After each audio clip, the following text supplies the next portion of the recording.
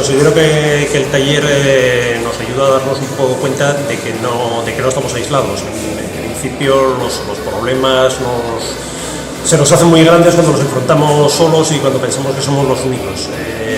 Yo lo que me llevo de este taller es el comprobar cómo los problemas son comunes, pero no solo como que los problemas que me afectan a mí los tiene más gente, sino como los problemas de otra gente totalmente distintos también están relacionados. Un grupo escogido al azar, se juntó un investigador, una persona que trabajaba en el ERA y una persona que trabajaba con discapacitados mentales. Bueno, pues al final resulta que todos esos problemas tenían más relación de lo que parecía. Entonces, bueno, pues como dice la canción, nos querían separados y resulta que juntándonos tenemos mucho más poder del que pensábamos.